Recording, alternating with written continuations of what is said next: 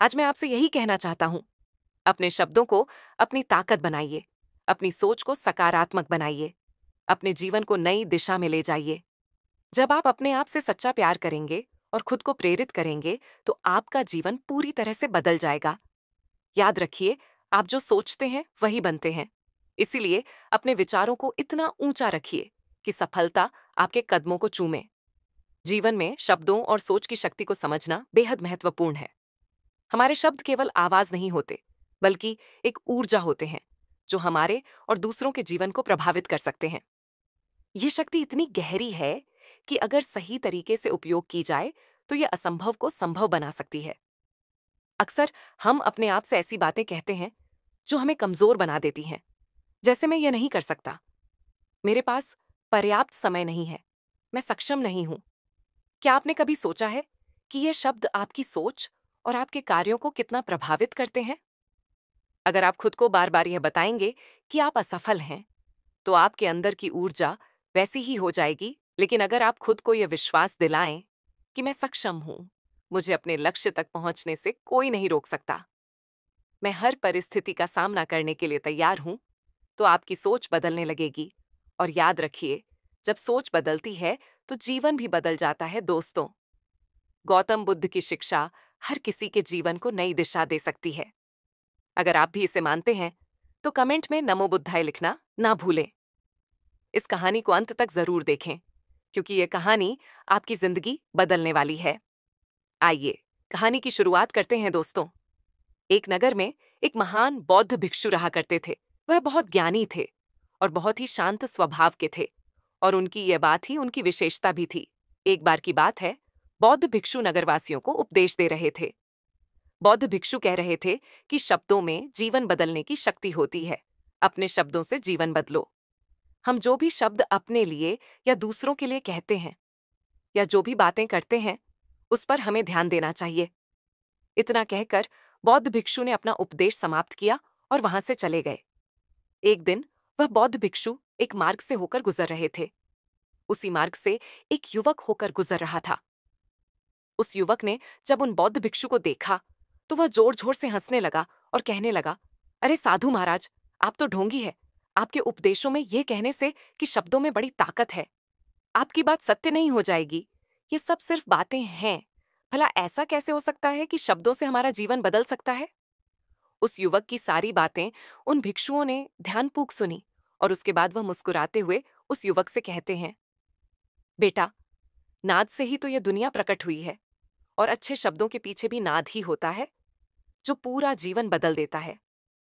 वह बौद्ध भिक्षु उस युवक से कहते हैं, देखो, मैं तुम्हें अपने अनुभव से बता रहा हूं, लेकिन फिर भी तुम्हें यकीन ना हो तो तुम इसे खुद आजमा कर देख सकते हो।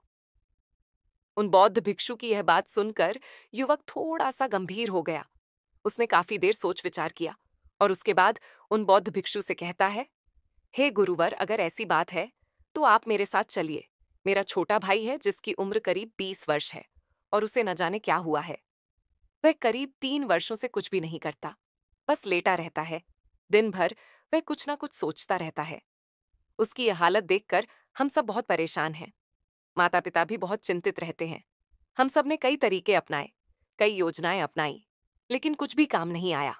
हमने कई बार उससे बात करने तक की कोशिश की, लेकिन वह हमसे कुछ भी नहीं कहता। परिवार का हर एक सदस्य पूरी तरह से थक चुका है, हार चुका है। आखिर वह क्या करना चाहता है, किसी को कुछ नहीं पता। तो हमारे शब्दों से उसका जीवन क्यों नहीं बदला? और जैसा कि आप कह रहे हैं कि शब्द सचमुच जीवन बदल सकते हैं, तो क्या आप मेरी मदद करेंगे इस पर? बौद्ध भिक्षु मुस्कुराते हुए उस युवक के साथ चल पड़ते हैं। वह युवक उन बौद्ध भिक्षु को एक खेत में ले जाता है और अपने भाई की तरफ इशारा करके कहता है, हे गुरुवर, यही मेरा भाई है जो पूरे गांव में आलस और मक्कारी के लिए मशहूर है। आप कहते हैं कि शब्दों में वह शक्ति है जो हमारा जीवन बदल सकती है। तो क्या आपके शब्द इसका जीवन बदल सकते हैं? अगर यह सत्य है, तो आप इसका जीवन बदलकर दिखाएं। उन बौद्ध भिक्षुओं ने उस युवक के भाई को ध्यानपूर्वक देखा। वह एक पेड़ की छांव में आराम से सो रहा था। जब बौद्ध भिक्षु उस युवक के भाई के पास पहुंचे और आराम से उसके सर पर हाथ फराते हुए कहते हैं, उठो बेटा, बहुत देर हो चुकी है, ये सोने का समय नहीं है, ये तो जागने का समय है। उन बौद्ध भिक्षुओं की आवाज सुनकर वह लड़का थोड़ा सा अचरज में पड़ गया। आखिर कौन है जो मुझे इतने प्यार से जगा रहा है, वरना सभी गांव वाले तो मुझे आलसी और मक्कार ही कहते हैं। आखिर कौन है जो मुझे इतना अपनापन दिखा रहा है? उसने आंखें खोली और आंखें मलते हुए उसने पूछा, हे गुरुवर, आप कौन हैं और यहाँ क्यों आए हैं? इस पर बौद्ध भिक्षु उस युवक से कहते हैं, बेटा, यह प्रश्न तो मैं तुमसे करना चाहता हूं, तुम कौन हो, यही तो तुम्हें जानने की आवश्यकता है। उन बौद्ध भिक्षुओं की बात सुनकर वह लड़का जोर से हंस पड़ता है और कहता है, हे गुरुवर, यदि आपको मेरे बारे में जानना है तो जाइए और गांव के किसी भी सदस्य से पूछ लीजिए, आपको पता चल जाएगा कि मैं कौन हूं।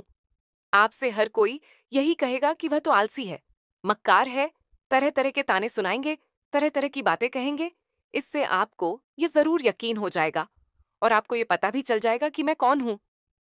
तभी बौद्ध भिक्षु मुस्कुराते हुए उस लड़के से कहते हैं, सबसे पहले मेरी यह बात सुन लो।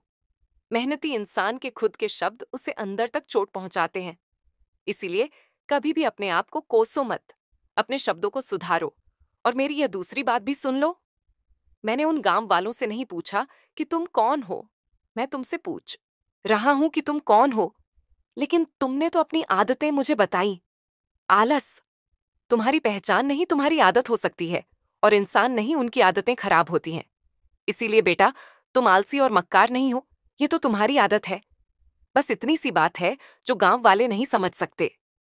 ये सारी बातें सुनकर वह लड़का थोड़ा सा आश्चर्यचकित रह गया, क्योंकि गांव वाले हमेशा उसे मक्कार, आलसी और तरह तरह के ताने ही सुनाया करते थे।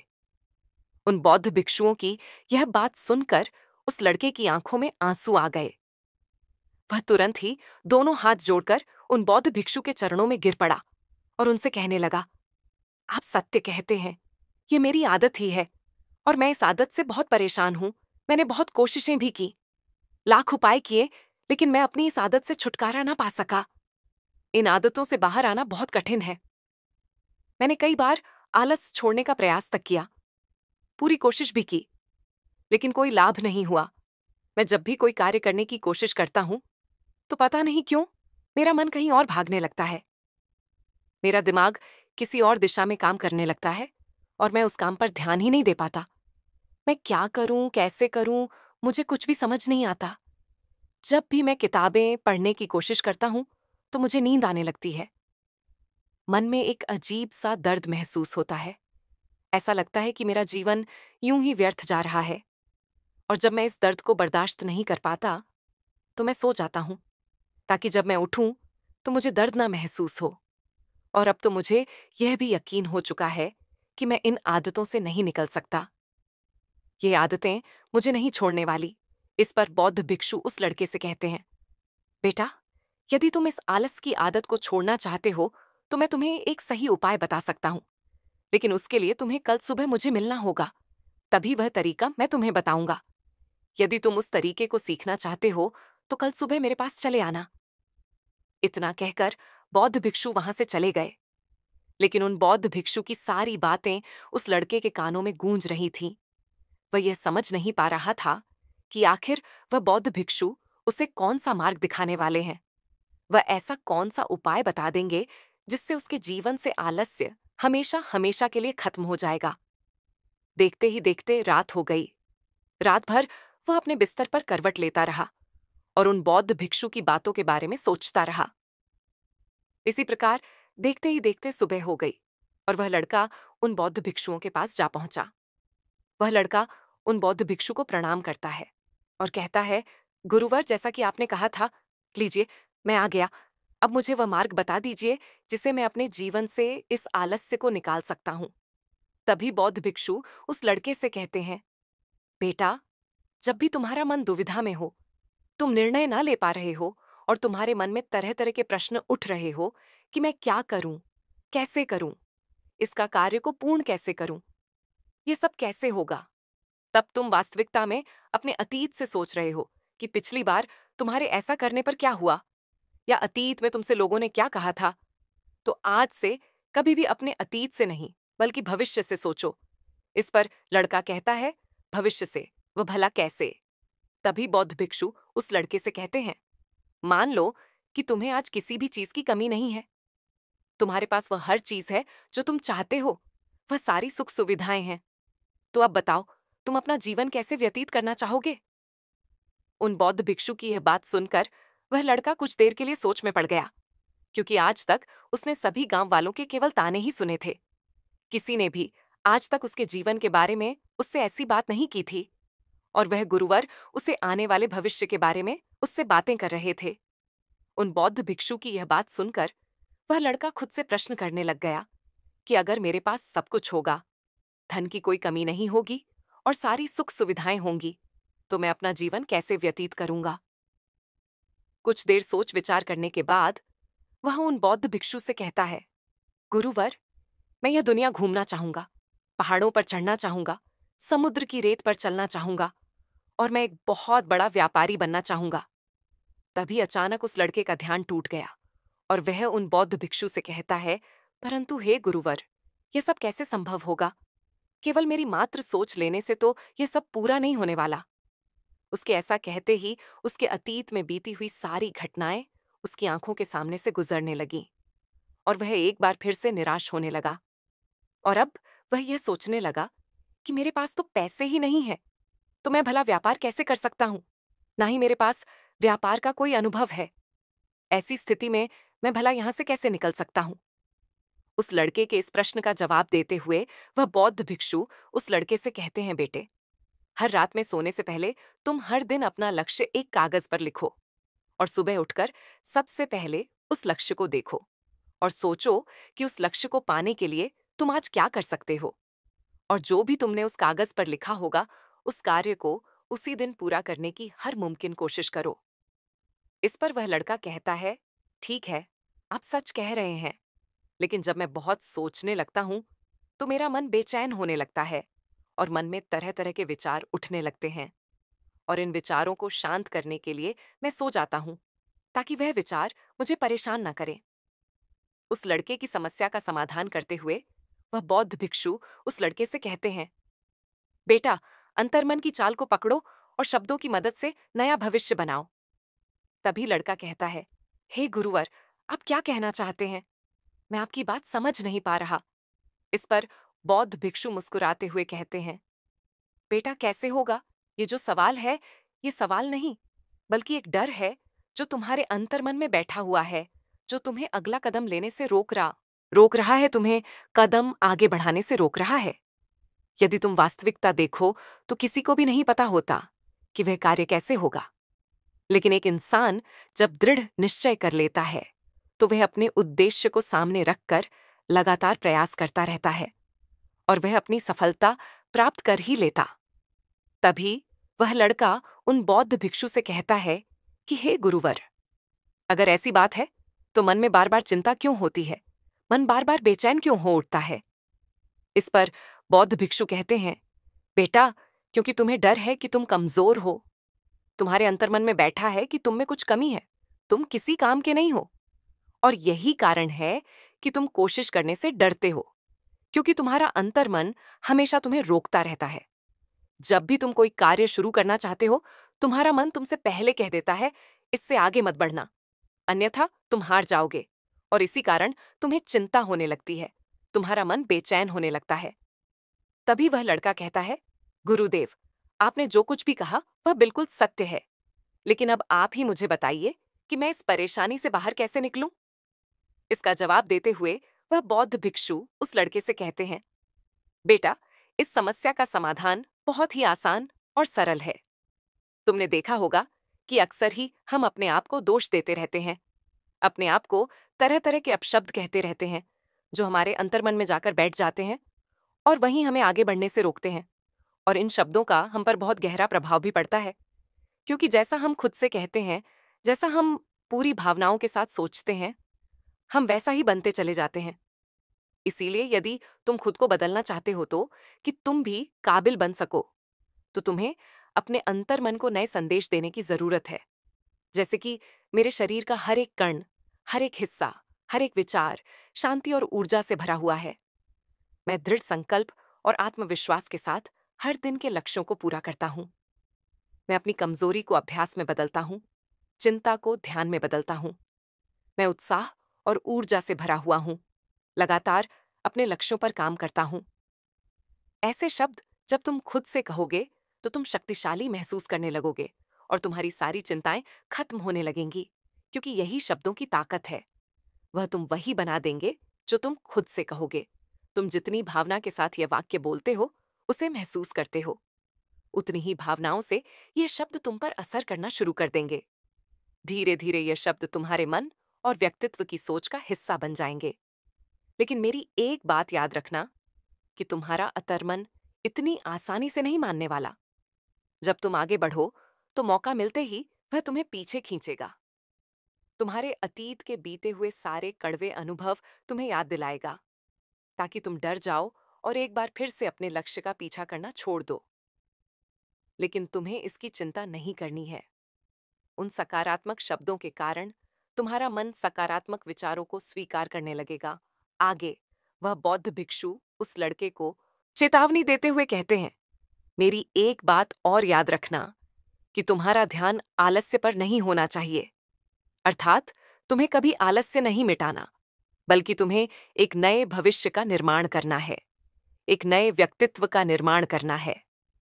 तुम्हारा पूरा ध्यान केवल इस पर ही होना चाहिए। उन बौद्ध भिक्षुओं की बात सुनकर लड़का कहता है, ठीक है गुरुवर, आप जैसा कहते हैं मैं वैसा ही करूंगा। तभी वह बौद्ध भिक्षु उस लड़के से कहते हैं, बेटा, अभी तो मैं इस गांव से जा रहा हूं, लेकिन कुछ सालों के बाद मैं वापस आऊंगा। इतना कहकर बौद्ध भिक्षु वहां से चले गए और वह लड़का अपने घर लौट गया।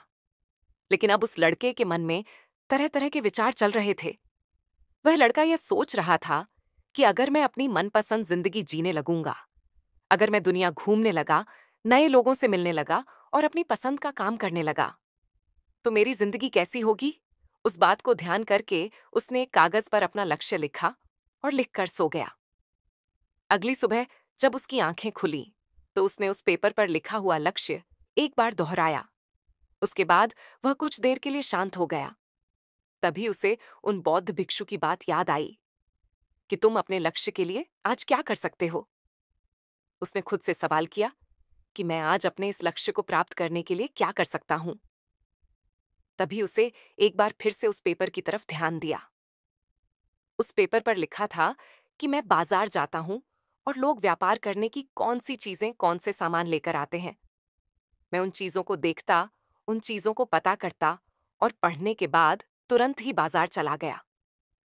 वह अलग अलग दुकानों पर बैठा, उन्हें देखा, लेकिन उसे कुछ समझ नहीं आ रहा था, क्योंकि लोग अलग अलग व्यापार कर रहे थे, अलग अलग तरह की चीजें और सामान ले रहे थे, और किसी ने उसकी कोई मदद नहीं की। वह बहुत उदास हो गया और निराश होकर वापस घर लौट आया। तभी उस लड़के को उन बौद्ध भिक्षु की एक और बात याद आई। शब्दों में बहुत ताकत है और शब्द हमारा जीवन बदल सकते हैं। उसे वह सकारात्मक विचार याद आए। वह उन्हें सुबह शाम दोहराने लगा और अब से वह हर दिन ऐसा ही करता। देखते ही देखते 1 महीना बीत चुका था, लेकिन अब तक उसके जीवन में कोई बदलाव नहीं आया था। अब वह लड़का यह सोचकर निराश होने लगा था कि उसके जीवन में तो कुछ भी परिवर्तन नहीं हो रहा। लेकिन 1 महीने के बाद उसे महसूस हो रहा था कि वह पहले से अच्छा महसूस कर रहा है। उसका दिमाग अब अच्छी तरह से सोच पा रहा है। वह पहले से ज्यादा चलने फिरने लगा है। धीरे धीरे उसे समझ में आने लगा कि जो लोग आगे बढ़ते हैं, महान काम करते हैं, उनकी सोच में कितना अंतर होता है। वे लोग हमेशा शक्तिशाली विचार सोचते हैं। दूसरों की छोटी सोच और डर से वह कभी प्रभावित नहीं होते। जब भी उनके सामने कोई मुश्किल आन पड़ती तो वह घबराते नहीं, बल्कि उस समस्या का समाधान निकालते हैं। इस समस्या के समाधान पर ध्यान केंद्रित करते हैं और ना ही वह कभी किसी का इंतजार करते हैं। वह केवल खुद पर विश्वास करते हैं और तुरंत ही कदम आगे बढ़ाते हैं। जब उस लड़के को ये सारी बातें समझ में आने लगी तो उसने भी धीरे धीरे अपने कदम आगे बढ़ाने शुरू किए। उसने बिल्कुल वैसा ही व्यवहार करना शुरू किया। अब से वह कभी खाली नहीं बैठता था। जब भी उसका काम मन करता, वह बाजार जाता और लोगों के बारे में जानता समझता कि वह किस प्रकार व्यापार कर रहे, कौन से चीजें खरीद रहे हैं और किन चीजों पर उन्हें लाभ हो रहा है। और जब उसका मन करता तो अपने पिता की मदद भी करता था। वह अपने पिता के साथ मंडी में जाता। वहां पर जाकर मोल भाव करता, हमेशा कुछ न कुछ सीखने में ही जुटा रहता है। तभी एक दिन गांव में एक मसाले का व्यापारी आया। उसे कुछ पढ़े लिखे नौजवान की जरूरत थी, जो माल की गिनती कर सके और हिसाब रखने का काम कर सके। वह लड़का अपने लक्ष्य को जानता था कि उसे क्या पाना है। उसे समझ में आ गया था कि इस काम से उसे बहुत कुछ सीखने को मिलेगा।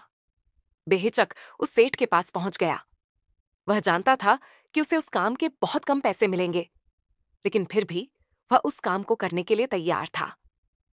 अब उस लड़के की सोच पूरी तरह से बदल चुकी थी। अब वह बाकी लोगों की तरह नहीं सोचता था। बहुत ईमानदार और समझदारी से काम करता था। देखते ही देखते करीब 3 महीने बीत गए और अब व्यापारी यह समझ चुका था कि नौजवान बहुत ही समझदार है और वह उसे व्यापार में बहुत मदद करता है। इसीलिए उस मसाले के व्यापारी ने उस लड़के को अपना सहायक बना लिया।